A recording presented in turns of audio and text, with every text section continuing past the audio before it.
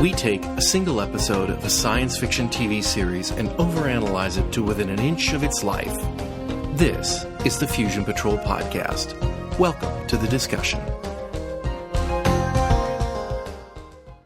Hello and welcome to another episode of Fusion Patrol. I'm Eugene, and tonight I have Simon with me. Good evening, Simon. Good evening. It's a pleasure to be here, as always. And tonight we are going to be looking at The Prisoner, Patrick McGowan's weird, classic, creepy, strange show from the 1960s. Today's episode is The General. It's morning in the village, and everyone is getting ready to go to Speed Learn, some amazing new schooling system, but the prisoner isn't really interested. Everyone seems enthralled except for one other villager, a mysterious number 12, who seems to be staring at number 6. After they gets up and leaves, number 12 approaches him and suggests that he should be more interested in the Speed Learn and the professor, the man behind the process. At that moment, the professor himself is attempting to escape the village, and the prisoner goes to see what's happening. He finds on the beach a tape recorder that the professor has apparently dropped in the struggle. He hides it before village guards come and take him back to his home so that he can be there in time for his lesson. He watches the TV with interest, and it becomes apparent that he has become hypnotized and drops his glass he's holding unnoticed. He learns a bunch of stuff in only 15 seconds. Then, number 2 comes to his house looking for the tape recorder, suspecting that the prisoner has, in fact, got the tape recorder. He searches the house, but he offers to make him a deal. Give me the tape recorder, I'll let you out. Just as number 2 is starting to leave, he turns around and he quizzes number 6. He asks him very complicated questions about the Napoleonic era, and the prisoner answers each question flawlessly and almost mechanically. The prisoner has now got a taste of Speed Learn. That night, he goes back to find the tape recorder, which he'd hid on the beach, which is now missing, but he finds number 12. Number 12 gives him the tape recorder and lets him listen to it. It is a plea from the professor to destroy the General, the entity behind Speed Learn. Number 12 suggests that this may be the way the prisoner can escape. The next day, the prisoner goes to see the professor's wife, who is an art instructor at a lovely estate on the village. He attempts to find out from her who the general is. She seems vaguely upset. He harasses her. Number 2 comes along and says he no longer needs the tape recorder, so the prisoner gives it back to him. That night, the prisoner goes back to his apartment, and when he turns on the light, there is a circuit breaker blown, and he's in darkness. At that moment, number 12 appears, saying he'll only have a minute to tell him. He gives him an electronic device, which he says if it can be substituted for today's lesson, or tomorrow's lesson, they will be able to get the professor's intended message out. He also gives him an access pass. The next day, the prisoner disguises himself as one of the council people at the village, infiltrates the speed learning course, replaces it, but in a struggle is wounded. At the last moment, number 2 spots the wounded number 6 and thwarts his plan. Number 2 is positive that someone else has helped him, suspecting number 12. He decides to take the prisoner and number 12 to see the general. The general turns out to be a computer system created by the professor. He starts to ask him the question, who is the traitor? After explaining to the prisoner that the general is the greatest computer in existence and can answer any question. The prisoner counters with there is a question it cannot answer. Number 2 doesn't believe it. The prisoner creates the question, feeds it into the computer, and the general is destroyed. What was the question? Just one word. Why? And so ends the synopsis. So, what did you think of this episode, Simon? Well, I think one of the things this episode proved to me was that the way in which the conviction with which the prisoner is made and executed and performed means that you can really enjoy a story a great deal, even when there's really nothing much to it, when it makes even less sense than some of the other stories that we've had so far. And I did at the beginning, I was a bit intrigued by this one because it's all about education, and that's kind of my field. That's my interest. But I think overall, I did find it the weakest of the episodes that we've seen so far. It didn't seem to have a strong central purpose to it. In the way that previous episodes, it's been quite clear exactly what all the players want, and there's always been, on behalf of whichever number 2 it is this week, some scheme by which to get number 6 to start talking, to explain why he's resigned. In this case, I didn't understand what the purpose of speed learn was in that context. I mean, obviously it's an incredible new educational development, or supposedly, and certainly it's an incredible new technological development, let me put it that way. And obviously number 6 is going to try and find out what lies behind it. But I don't know. The only kind of consistent element with what had gone before was the fact that we had in number 12 this kind of, as you put it, the traitor, this whistleblower who was feeding number 6 information and actually using number 6 really in order to further his own cause of exposing the professor and the general. And we don't know what his own cause really was. Well, why did he want to expose it? Well, it may have been similar to number 6 in the sense that he wanted to escape. It may have been that he disliked the project as a whole, or it may have simply been that he didn't like the speed learn system, and that was what he was targeting.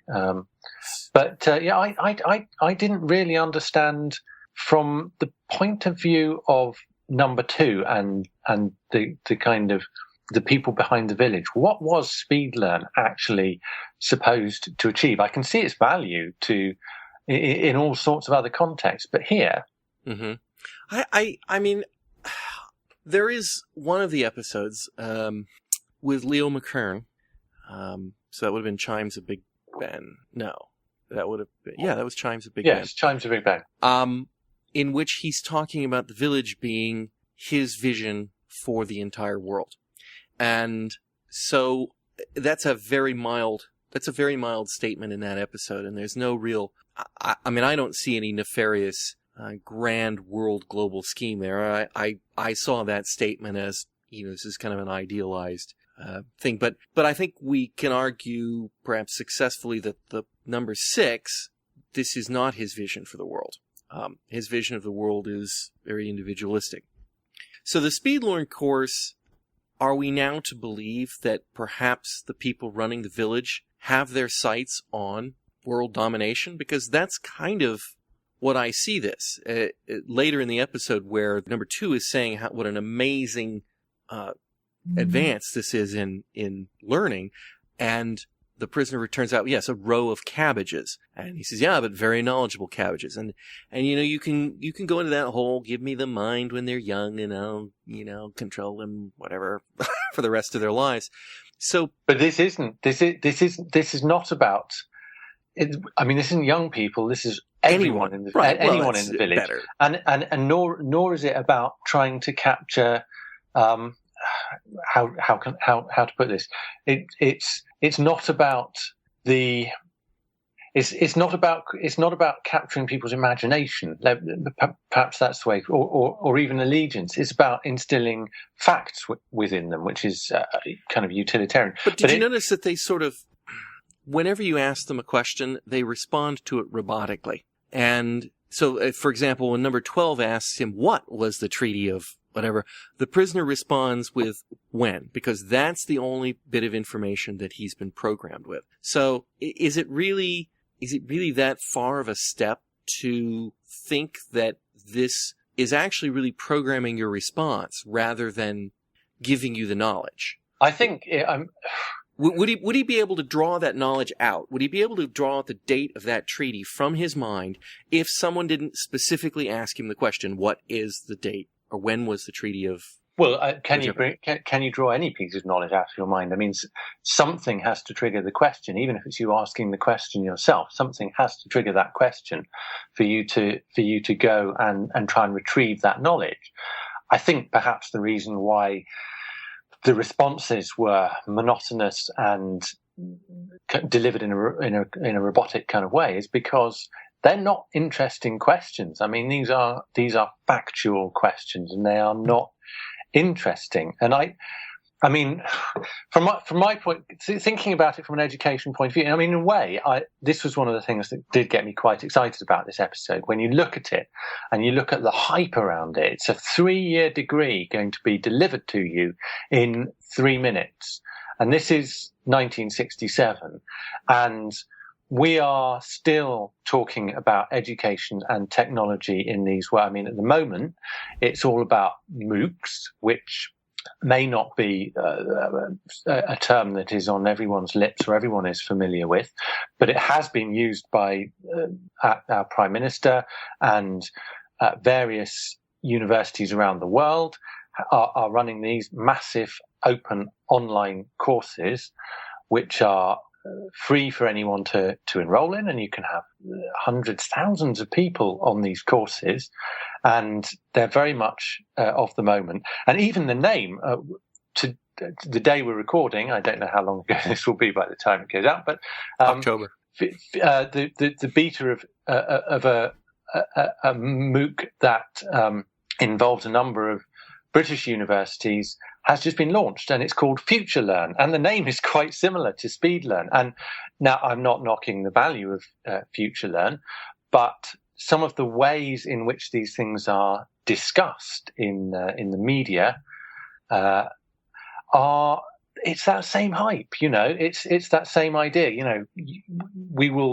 The technology is what's going to drive you to be able to do this amazing feat of learning 3 years worth of a degree in 3 minutes, and then suddenly you will have all of this knowledge. But that kind of technological determinism actually presupposes a whole raft of tenets or assumptions about what learning and what education actually is that I don't think most people would share, because it is fundamentally about facts, and that's your kind of row of cabbages. They're knowledgeable cabbages because they've got the facts in there, but all of the actual things that are useful about learning, even if you think from a kind of functional point of view about what's economically beneficial or whatever, there are things like skills that you can use in real life jobs that are much more important than knowing facts like the date of a particular battle. How would you evaluate a piece of information, whether it's true or useful? How would you write a good essay? It's not a fact to learn that. It's easy to test, though. I mean, you ask a question, and if they get it right, they get it right. That's very simple. It's easy to test, but there's nothing about learning actually. Well, in my opinion, anyway, that should be easy. And it goes to kind of much higher level attributes, like can you. I mean, history, for example, when you're talking about history, it's not just about learning about the facts. It's about a good historian is going to try and understand why a certain act took place, why there was a revolution, why there was a war. They're also going to need to be enthused with a love for the subject that's going to encourage them to want to actually dig into it and research more. And that's where you capture hearts and minds. If you want world domination, you want to be able to inspire and enthuse people in that way, not simply instill facts into their head. Not in as an impassioned way as you just explained, but I don't think that's missed in this episode. I mean, I think that is what the prisoner is getting at. Between he and number 12 in perhaps 2 lines, I think they point out the difference there between, rote memorization and recitation of facts and understanding of the topic. So, I mean, I would imagine that this has gone on for a very long time, probably starting in the 60s. I don't know that for a fact. I don't know what. You go back far enough, and perhaps the image we have of old school learn by rote, smack them with a ruler if they get it wrong, is probably at some point factually true. But starting in the 60s and the counterculture and the sort of increasing of education, higher education, that's probably when we started to question these things. It does, but I think it goes back a little bit earlier than that, at least, because it goes back to things like the idea, the behaviourist idea of education, and the Skinner's work on the idea of a learning machine, where the very things that you just mentioned about the kind of mass educational process, and the idea that people could learn by filling in the blanks and these kind of things could learn in a machine way, because learning, the behavioral idea of learning is about giving us, not necessarily facts, about giving a certain response. And if you search on YouTube for Skinner machine, or possibly Skinner pigeon, I haven't tried this, but you can see a pigeon apparently learning to be able to. I think it's supposed to be able to read, because it's taught by a machine which trains a particular response when it recognizes something. And so yeah, absolutely. I think these ideas about what education is were very much in people's minds then, and this episode does deal with that directly, and it's still something that was being discussed, for sure, but also the idea of the fundamental question of, okay, what is the purpose of education, is often just skipped over in favour of going straight for the what's going to increase the exam results, what's ensure that my kids get A's, that everyone in the country gets more A's. Okay, so let's and I'm sure that we could go on. We certainly talked educational theory for a long time, because in the United States as well, and although I'm not in that field, but my wife is, so I get to listen to this as well.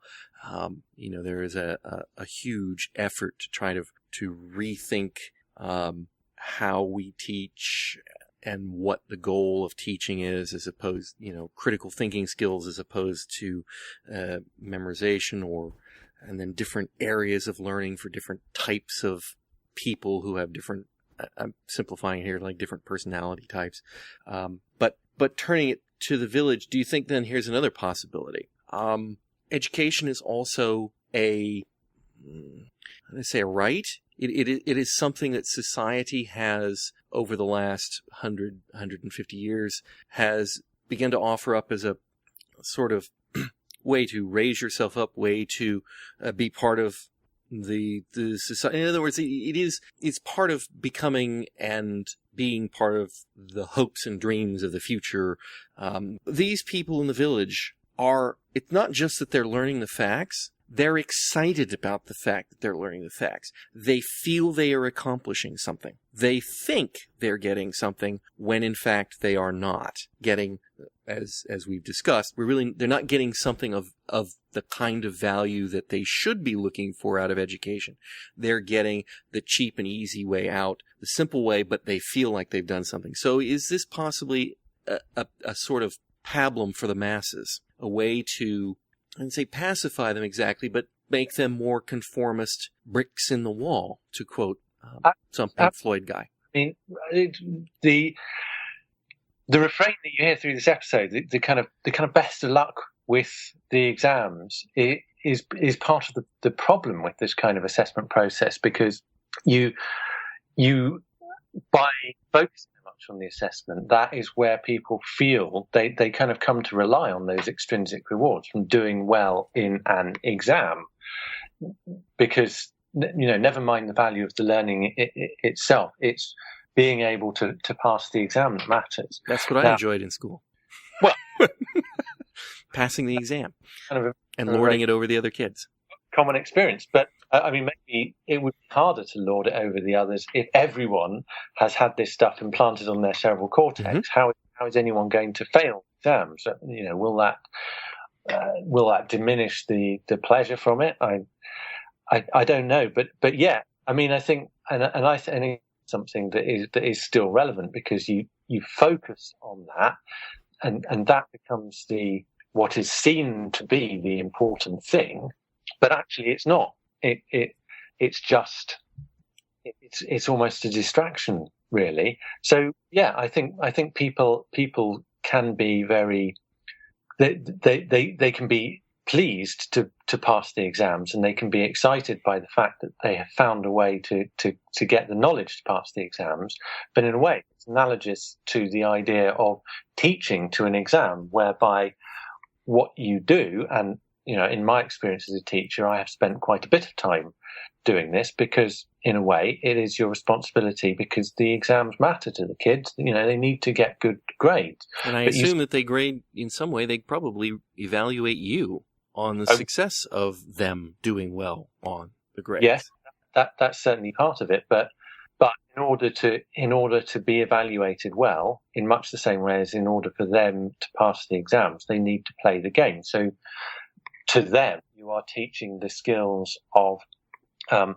So if you question like this, the examiner will be expecting you to answer in this kind of way, emphasizing these points. It's this kind of thing.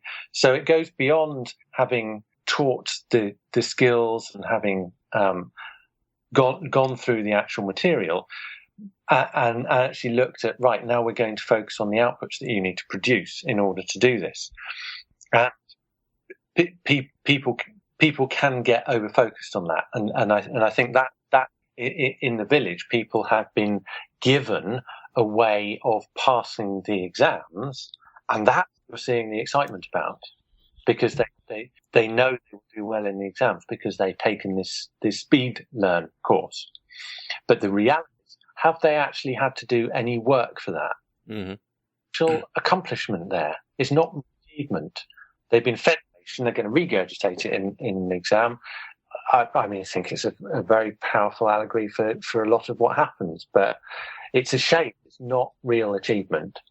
But wouldn't it have been handy if you could do that to, I don't know, you're young enough, you may not have had to do this, but did you have to refer to the back of the textbook when you were looking at the log tables and the and other geometry and trigonometry things that now you would just punch into a calculator and get, but back in those days you had to actually dig out the textbook and in the back look it up and see what log of this was and then use it in your paperwork? I mean, it'd be great if you could implant those log tables in people's heads and they could just have them. I could see use there. Absolutely. I mean,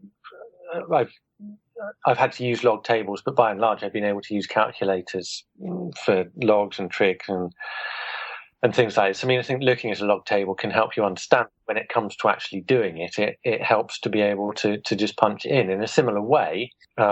Maths being my subject, there are certain results you basically need to memorize. Things like particular integrals or derivatives that you need to know in order to be able to recognize them in a question. You do. There is a place for rote learning. I've had this argument with colleagues. There is a place for rote learning. You do need to know your tables, but it's not a substitute. You still need to be able to derive those things from first principles. You still need to understand where they come from. So I'm not. This isn't a part of education. Some of these things are the tools you need to just be able to access, if you like, the next level of something. But things like technology coming along and replacing those, that's great, because you don't need to look at log tables every time. You can just hit the key on the calculator. And where once it was vitally important to teach people how to do long division, you'll get certain politicians standing up on their hind legs saying, what kids need to do is learn how to do long division again, because that's what I did when I was at school. And it's nonsense, because, of course, all you're doing there is memorizing an algorithm, and it doesn't help you in any way if you can actually do the division more quickly by sticking it in your calculator. It certainly doesn't develop your understanding. But the point about that is to save time to move towards being able to understand the next level. if that makes sense. I'll get down off my soapbox now. But yeah, I'm not saying these things don't have value, but is this idea, is the technological determinist idea that the wonder of new machines, what the general is going to do is revolutionize education. It's going to change everything. Well, no, it's not. It's going to make one little bit of what we need to do easier, but the reality of what matters in education is still the kind of hard work of learning. It's the stuff that challenges you and the kind of instant gratification you get from passing an exam using this system is pretty worthless. So for a not very good episode of The Prisoner, and I'm not really crazy about the episode myself if I hadn't laid that out, I have touched on some pretty big issues here. Yes. So, yeah. So something that, there's a lot of meat there that could go into the discussion. So let me turn it a different direction then, and let's just talk about some of the characters. We'll see if we can turn it different. Let's look at the professor. When we first hear about him, he's the amazing man behind SpeedLearn.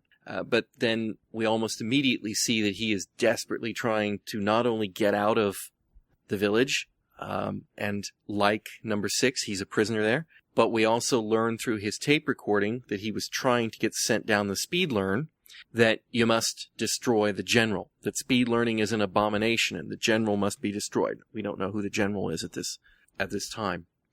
And then later on, after he's had some adjustment, we learn that he's actually the guy who created the general. So we get a little bit of a Frankenstein story here. Seems to be a guy who created a monster that he then couldn't control. We also get a notion, and again, I kind of feel like they're trying to tell you that not only is the factual information that's being pumped into your head useless, but they're also trying to show to the audience, not necessarily to the people there, that information has a limited facility in terms of how you recall it and how you apply it. And so, do we really think that if he pumped into everyone's mind, you need to destroy the general, would they go do that? Or would they just recite it back to each other in a robotic fashion? And if it's the former, then this is mind control. This is a form of mind control that they're trying to inflict on people. So it does make it a little more sinister. It's something that would be interesting to have explored. Of course, we don't actually find out, but it's certainly implied that what the system does, what the SpeedLearn does, is provide fact information. Now, if it's in a way it's analogous to reading something in a book. You have much quicker recall because you don't have to go to the index, find the right page, look up the fact, and then quote, just instantly say, well, this is the date for whatever. But if you read in a book, the general is an abomination, the general must be destroyed, there's still the question of, well, do you act on that? And how do you act on that? Because that's much more complicated, I think. So, and apparently important enough that number 12 was willing to, I think we could say safely, that he's willing to risk his life to try to stop it. I mean, he's using number 6, but he's putting himself on the line too. Yeah. So, I when I've ever watched this episode, I do kind of have always taken from it that there is an element of mind control, and that the village is, whether or not somebody who's running the village is, well, how do I put this? It's still ambiguous to me as to whether or not there's like a guy running the village, number 1, somewhere else, and the village is pretty much the whole organization, or that the village is a small part of a much, much larger organization, if that makes sense. So like number 1 is actually number 1 of the village, and that's his job, or is number one of, Spectre, and the village is just one small aspect of it. And so, we can either see the village as a proving ground for this larger organization attempting to use this SpeedLearn as a tool that they can then go out and apply for their nefarious purposes, or is this something that we're kind of developed within the village for the village to later go on and have nefarious purposes? And I have no idea which it is. I mean, you can't get a feel for it from the show. That doesn't affect the story. No. Because in a sense, whatever the reason, you'd still have number 12 trying to stop it from happening.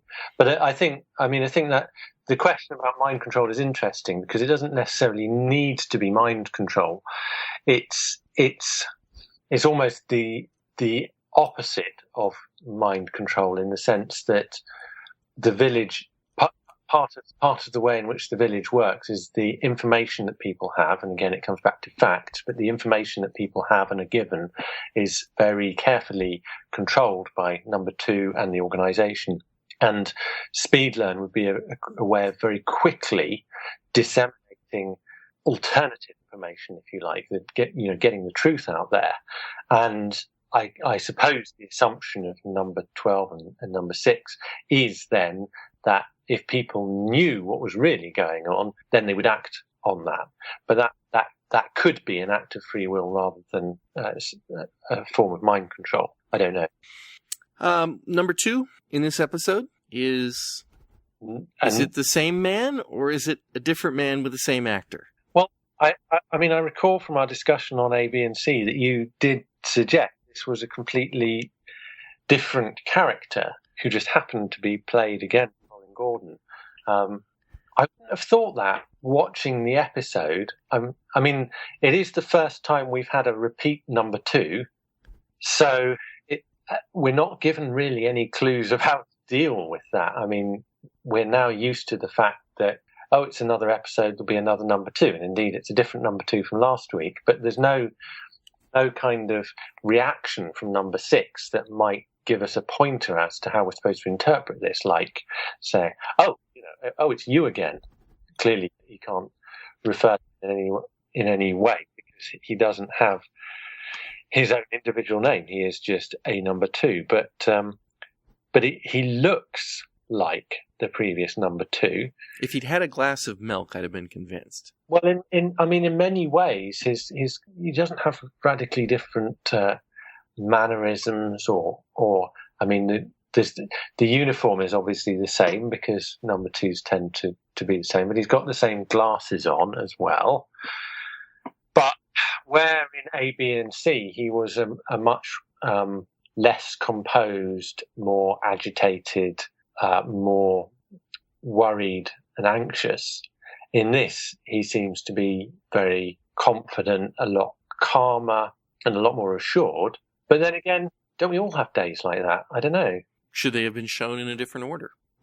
Well, I did. I was puzzling for the order, and clearly we've discussed the order a number of times. And one thing is that in this one, number 12 is asked how long he's been in the village, and he replies quite a long time. And obviously we're used to the fact that numbers can be reassigned to different people if people come and go. But from our view, it's only been a week since in The Schizoid Man we saw another 12, because right. The number of number 6's doppelganger in that. So unless we are to suppose that this episode is in sequence but is set a long time after the last episode we saw, it's not clear to me how you would explain that. And perhaps that is also part of the image that Patrick McGoohan is trying to convey here, that not only is the number unimportant and the name unimportant, but so too is the man in the job. Completely and utterly interchangeable at any time. I don't know. I mean, I think it was such a big character trait in the first appearance in A, B, and C that he was nervous and if you look at a show from the 1960s and the 1970s and somebody's drinking milk, they have ulcers. I mean, that's TV's way of saying, I've got an ulcer. I don't think they give you milk for ulcers anymore, but back then that was the deal. Your doctor said drink more milk. And so sure. It was a big deal. I mean, they made an appearance of it at least more than once in A, B, and C. So if he'd at any time ever had a glass of milk in this episode, I would have, absolutely, it's the same guy. But I have read, I'll put it that way. I have read it that it's supposed to be a different number 2, but then watching through this, having just watched the other one not long ago and watched this one, I can't tell either. I'm not going to go out on a limb and say he's definitely a different guy. My question would be, what if it is supposed to be a different number 2, why cast the same actor? And maybe the answer to that is the answer you've just given. It's McGowan and the producers deliberately disorientating you. Maybe he's had a brain readjustment since he failed so miserably in A, B, and C. I got the impression at the end of A, B, and C he was done for. Well, yes, yeah, and that certainly seems to be the case. And if it is supposed to be in this order, i.e., there are two questions: are we supposed to is this supposed to take place after B and C? Because you could imagine it taking place before and him being confident, and then later on becoming more anxious, and that would kind of make a kind of sensible progression.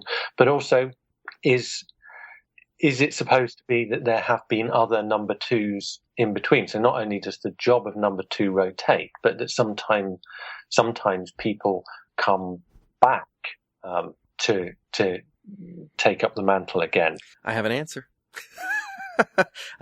Production order. This is produced episode 10. A, B, and C is produced episode 11. So yes, perhaps it in that case that might suggest that I don't have to suppose that number 2s can take a week off. Someone else can fill in for them, and then they can come back into their job. Because if that is the case, it is like I've just suggested, and he's here confident and doing reasonably well, but later on he's still in the role, but he's doing a lot less successfully. And then McGowan just tossed them around, or whoever tossed them around in a different order, which then leads us to the question of, are they trying to play with us in that one? I can say that without being particularly spoilery, I know we've mentioned this before, but there is at least one other number 2 who comes back. And yes, well, in that case, whether the kind of character is similar, or whether, as with this one, there are differences to note. It's definitely the same number 2.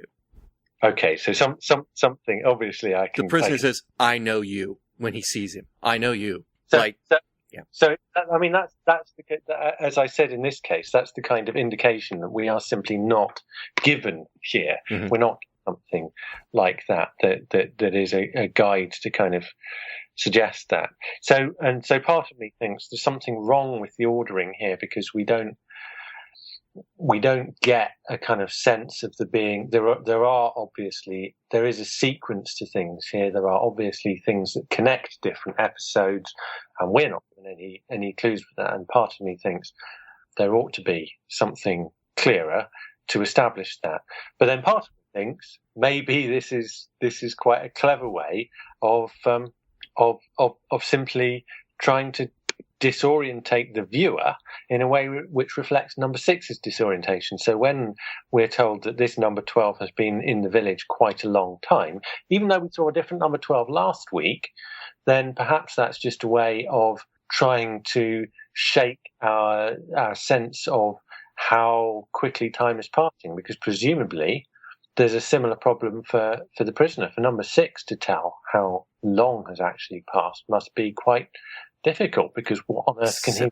Except he has that calendar in his room. But how... In the Schizoid Man, remember, he was flipping it over every day, so he knows... How do we know that's accurate? But how can he rely on that? Again, in the Schizoid Man, he didn't know how much time had passed when he was being messed around with, except that his moustache had grown rather bushy and luxuriant, and his calendar didn't tally. The growth of his facial hair. So I think that's certainly not reliable. He's no real way of knowing at any point that he's not been messed with. So we're being messed with. Actually. Yeah, but I think, but he's, in that case, yeah, he's been messed with specifically. But if you don't know you've been messed with, then it wouldn't disorient you. And if the argument is it's a sort of a disorientation of how long in time you've been there, well, that's one thing. But he has at least a sense in his mind. It may be wrong, but he has a sense of time passing, and he's obviously keeping track, like a prisoner would, ticking a mark on a wall in his prison cell. He's obviously, and I can see him being exactly that type of guy too, that would have to keep track of it. But it only disorients you if they can shake your understanding of that. And apart from that one instance, we haven't seen anything that really does that. It comes to suggest that what you're relying on is not actually true or reliable, then that's where you'd be disorientated. So you might think, well, it's been a week since the last episode was broadcast, so maybe we suppose a week has passed in the village, but then something in the episode comes along to say number 12 has been around for ages. And then suddenly, number 6 may have been turning over the calendar, but if he were to spot something like that, surely that would make him question things. Right. If he spotted something that made him question it, that would help. If one morning he meets up with a village person who's a woman who's, he knows and says, be seeing you to her. And then the next day, she's 8 months pregnant.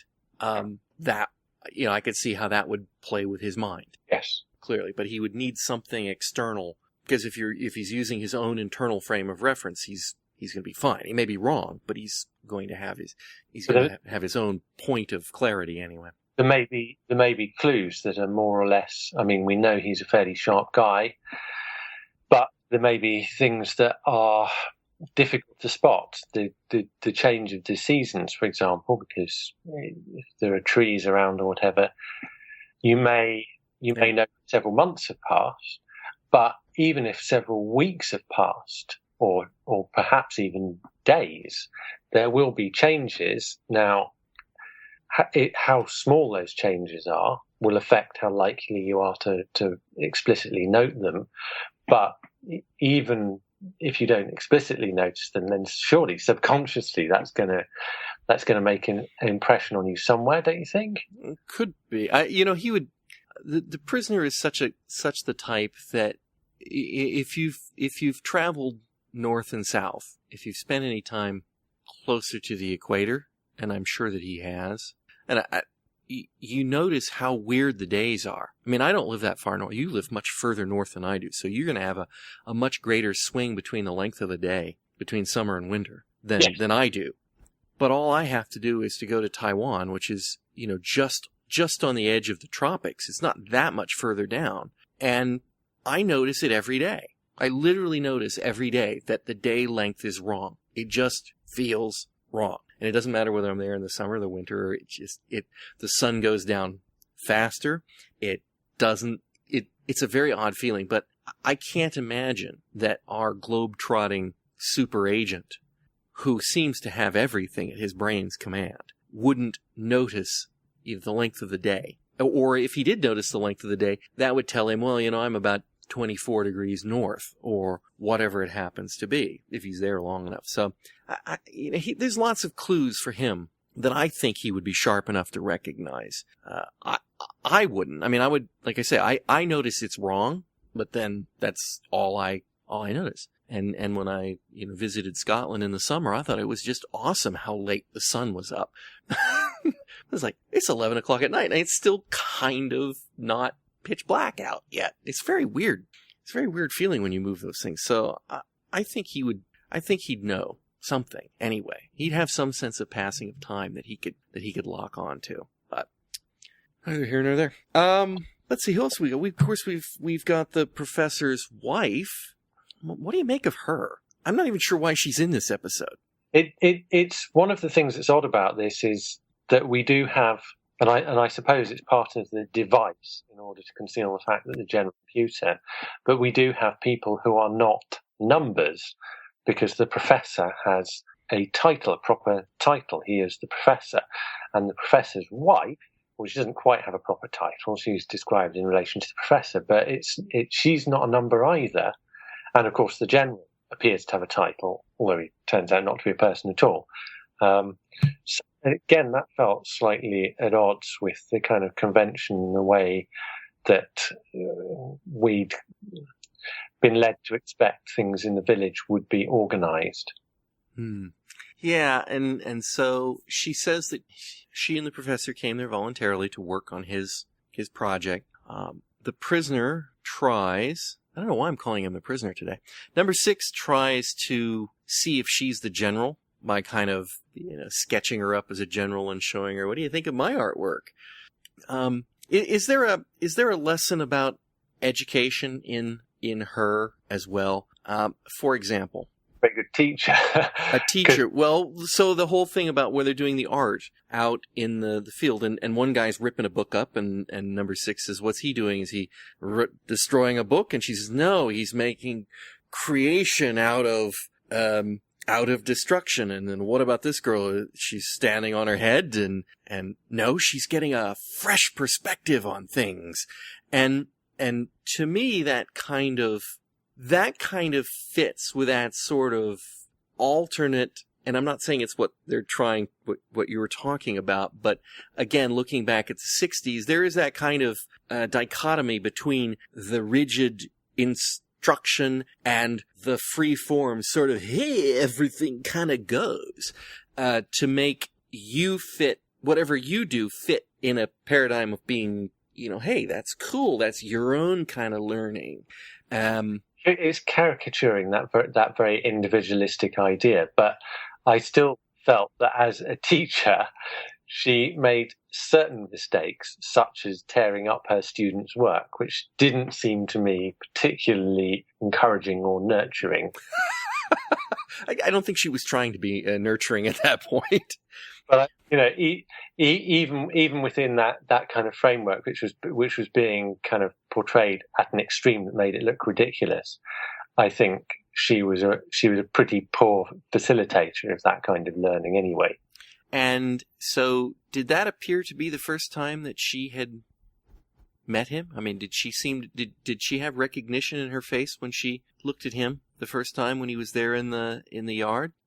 I see it. I ask because she's got a bust of his head in her art gallery inside the house. True. Yes. Yes. I mean, they had a lot of the heads, as I recall, were basically historical figures for the most part, except for number 2 and number 6. Where does that go? I don't know. It's just an observation. It's like, okay. I mean, doing a bust of number 2 is a bit like having the. It's mandatory. Yes, but it's also like the artwork in the Chimes of Big Ben. Having the image, the representation. Why a bust of number 6? I don't know. At the time, it just struck me as being one of those kind of rather marvelous things that the prisoner does, for kind of messing around and surprising you with these things. But it felt part of an episode that didn't necessarily do much to try and link these things together or feel like it was going anywhere. It had the right atmosphere and it pushed the right buttons, and I enjoyed it while I was watching it, but it didn't necessarily hang together as a particularly coherent whole. So the bust, number 12, all of these things were presented in such a way that, is number 12 really working for number 2, and number 12 is doing what he's doing? That's because it's what number 2 wants done. And is the bust of number 6 to indicate that he's of much more importance to this speed learn scheme than we think, or is he just bumbling along here at the edges and not really part of speed learn? And so, based on what we've seen in previous episodes and throwing all those kind of pieces and questions together, I could see how you could be forgiven walking through this episode thinking that there is some big grand master scheme that number 6 is a pawn in, not just number 12 trying to get him to defeat speed learn. If we take the story at that level, then basically number 12, like, I don't like speed learn. How do I get rid of it? Number 6 is the man to go to because he's the guy to get anything going on here busted based on past history. And that's a very simple story using the tool at your hand, as opposed to the possibility that once again he is this big cog in a wheel, which is what I expect from the show. And I don't get it here. And I think that's one of the reasons I kind of don't like it. He does really just seem to be a guy that happened to be brought into it coincidentally, and he is genuinely not wanted to be there by number 2, but there's not much he can really do about it, and he just fouls everything up for him along the way. Do you get an impression one way or the other on that, or? entirely agree with you. It's not clear to me whether that's the effect of there having been something edited out of the story that would have in some way linked these things together, or whether it's purely that these are a bunch of ingredients that kind of fit the general format for creating a prisoner kind of atmosphere, but without it maybe enough care being taken to knit them together in a way that felt like it had more purpose and was more like the schemes that have characterized the other episodes that we've seen so far. I mean, I just don't know, but I agree. The effect is the same. It feels, it feels like a few kind of loose ends or just pieces thrown together. I unfortunately didn't get a chance to look through the original script book to see if there was anything good in this one. How about that whole sequence where he's trying to get the learning course put into the projector so that they can send out the revised lesson plan that will lead to the destruction of the general? Does that feel in or out of place to you? I mean, as a plan, as a scheme that Number 6 would go along with. Mm-hmm. I mean, that I kind of felt he would, but it did feel disappointing or unsatisfying that essentially that story was, here's a scheme to subvert the system in order to bring down the system, but it's thwarted by quite simply bashing them on the head. And yeah, it kind of felt like, to me, it kind of felt like they were killing some time. Yeah. In the exactly. episode, that whole sequence, and I mean, they went to an awful lot of time to show us that, well, let's just say, wildly ridiculous security system that they have to get into the town council chamber, where they're actually using a little toy bank that when you put the coin in it, a little mechanical hand comes out and grabs the thing. We have one that's a little cat's paw comes out and grabs it and sucks it in. That one's more of I think a Halloween theme, but we see that way too many times. For like, I don't know, at least 4 different people, we see that sequence where they put the coin in and the hand comes out. And that's just padding. I mean, that's just plain and simple padding. You don't need to concentrate on that. And it's a terrible effect. I mean, I look at that and I go, that is just the worst. That's like if they had to put their token inside a salad spinner and spin it or something. It's just so obviously not what it's supposed to be. And why would you make it? There is no purpose to it being that complicated.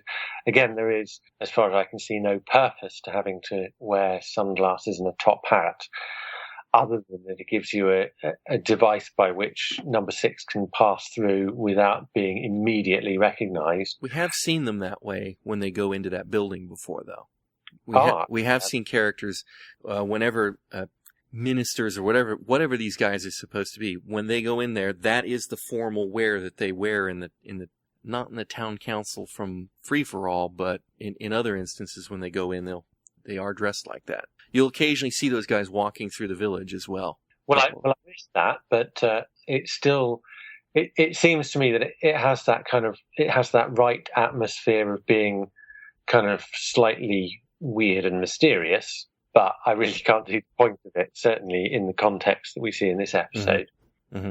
But then, he spends a lot of time pulling around corridors and going through a great deal of effort to try to figure out how to put it in the projector and fighting the guy off and bleeding.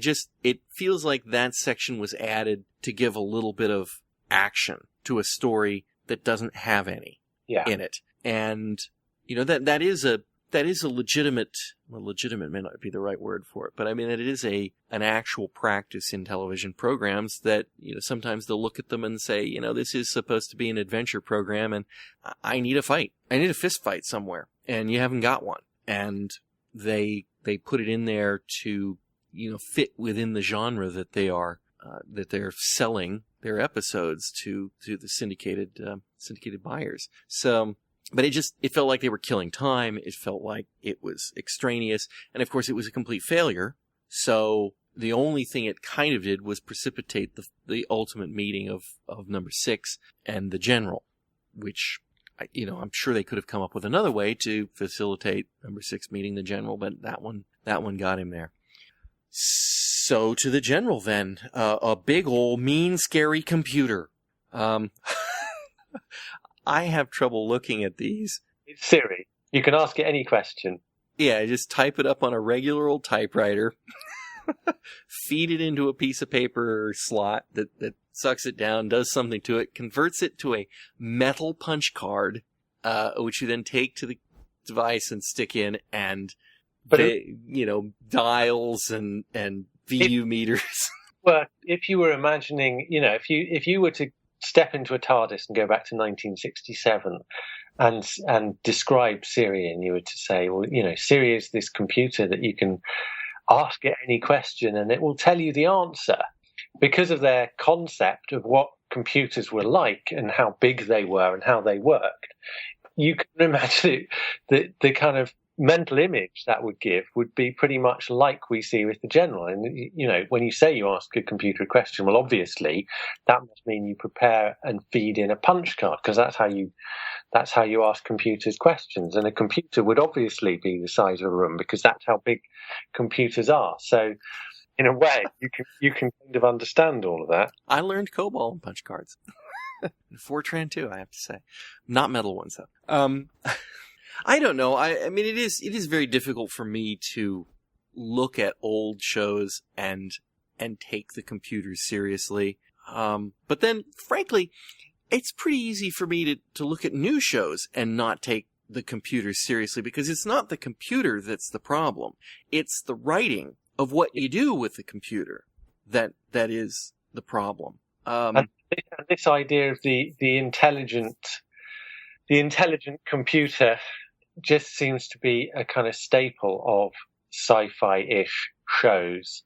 It's been done so many times, and the kind of way in which it's defeated is it's almost follow the formula of you ask it the impossible question. And I was just thinking, what's the impossible question? Are we going to go through having to ask it if two brothers, one of which always lies and one of which always tells the truth, how do you find out which way is to Oxford with only asking one question or whatever?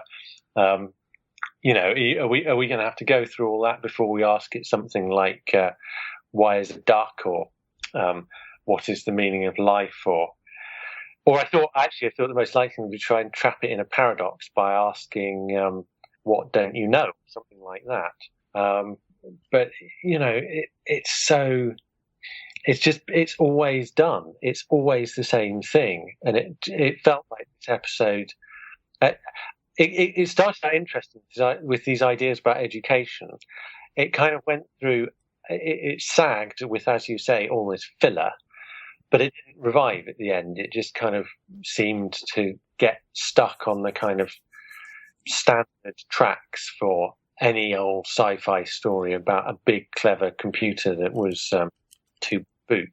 Well, is the resolution of the general the same indictment of the speed learn process, that the important questions are not what questions, they're why questions? There's a difference between facts and understanding facts. And so I think it's maybe meant to be, but it's a little bit trite as a kind of resolution. And it also just made me think, well, they built quite a big, clever computer here. Surely they've got a better error handling routine than, No. Remember, I learned COBOL on a punch cards. Error handling? What's that? You just get your questions right. You can't put in erroneous data. They just blow up. I remember when they first built error handling into programming languages. I thought that was like the coolest thing ever. It's like, wait, it can handle errors without, you can't program around, you can't program around the unknown. Well, I'm dating my computer programming here. Or you couldn't program around the unknown. You had to trap the things. And that is a finite process, eventually. And so now we have programming languages that take any exception and you can tell them to do something with it internally. But back then, not so much. So yeah, okay, fine. Captain Kirk can destroy a computer in the 23rd century just by talking to it. I can believe that a 1963 or 1967 computer could be taken out by a question, and it seems perfectly plausible. Perfectly plausible to me. But 23rd century context, then yes, absolutely true. But it looks just as ridiculous to me in Star Trek as it does these stories I kind of lump together, and maybe one of the if it had been done once by one show, then it would look like a kind of worthy effort or whatever. But just because it happens so often in such a similar, it really is tedious now to have another supercomputer story of this sort. So is why an insoluble question? Is it actually that? You could take a sort of. It is a meaningless question in a way. But you could take a metaphysical view of it and be kind of, is the question, why is everything? I think it's why is a duck. Yeah. What are they getting at? Why is there something instead of nothing? It's any of these, or is it just more general? Why anything? Would the general be able to answer a more specific question? If they said, why was the treaty of something or other signed? Would it be able to answer that question? Or does the general only know the facts that it's been? It is a not particularly good episode of The Prisoner that at least still manages to challenge and some ideas to think about that you could sit about afterwards and yak about for an hour or so for a podcast, perhaps. Entertaining watch, despite its flaws or whatever, it has that kind of atmosphere, that feel to it. It has a bit of action in it because they stuck a fist fight filler in it, and the pace keeps you going through to the end. So it's not terrible, but it's just it's not up to the standard as far as of the other ones that we've seen so far. So I have a question for you. The episode, which is obviously called The General, and we are introduced to the general, at least in name, in the very beginning of the episode, when the prisoner is still sitting in the coffee shop, and somebody talks to him about, are you going to the speed learn? And he says, no, I'm not interested in it. And then the guy, the professor's a great man. Oh yeah, uh-huh. He said, and then the guy says something he says some platitude, like education is a really amazing thing or something. And the prisoner says to him, did the professor tell you that? And he goes, no, the general did. So right at the very beginning of the episode, we have established the general, name of the episode, the whole thing. So the general is pervasive theme throughout the entire episode. We have the sequence where he's doing the art, and he draws up the professor's wife as a general to try to see if he can strike a nerve. I assume it's kind of like, I'm taking a shot in the dark here. You're the general. And she gets upset, tears up his thing, crushes his dreams as being an artist. And then, we carry through.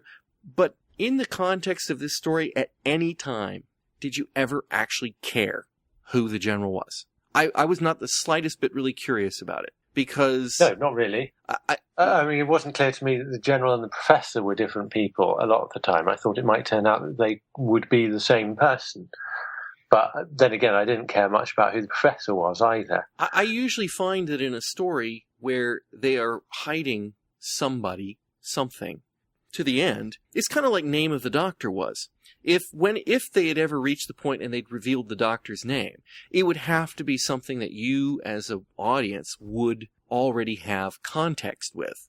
It would have to be a name you know. It would have to be, my name is Hercules. It's like, or something. Or it has no meaning whatsoever. The build-up is pointless. And so the build-up for the general through this episode, at no point did I ever think that it could mean anything, because we know the cast of characters. If it's number 2 is the general, so what? We already know he's in charge of the village.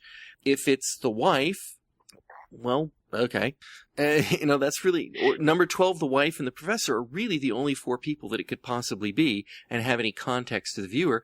And so what if it was? Because I don't really know the professor anyway. I don't care. I don't really know number 12. So again, it doesn't really, you could tell me anything about number 12 or number 2 or not number 2 or the professor or the professor's wife at the end of the episode. And so what? I for having such a prominent place in the episode, I just didn't care throughout it. And so the resolution, and I think that makes the resolution a little bit weak too. I think we were supposed to be shocked that, it's not a person, it's a thinking machine. And that may be, 2013, me watching that episode going, yeah. Computers aren't rare, they're not, and they don't work that way. They don't work that way today. They didn't work that way then. It's hard to imagine it being worth the kind of build-up and fanfare when the revelation is actually made that it's given. Yeah, so I think that was a letdown in the episode as well. I think the mystery, it was too transparent that the mystery wasn't important along the way. So really, it was just the bumbling events of number 6 as he stumbled along the plot. Well, I think that's about it. Unless you have anything else you want to mention about this episode. No, that's covered it for me. Okay. Well, that was a good discussion on it. And next time, when we get together for The Prisoner, it's number 6's birthday. Yay! It's the episode. Oh, Many Happy Returns. Many Happy Returns. Yes. It's like one of my very favorites, I have to say. Anyway, I'm gonna load this one up. If you don't like this episode, then we're gonna have words. That's all I gotta say. So, thank you for joining me. It's been a pleasure, as always. And thank all of you for tuning in, and we hope you'll join us again next time on Fusion Patrol. We hope you've enjoyed this retro episode of the Fusion Patrol podcast here at the Fusion Patrol Classics YouTube channel. For new episodes of our audio podcast every week and our entire back catalog, come visit us at fusionpatrol.com or subscribe in iTunes or most anywhere fine or even disreputable podcasts are found. You can also support our podcast at patreon.com/fusionpatrol.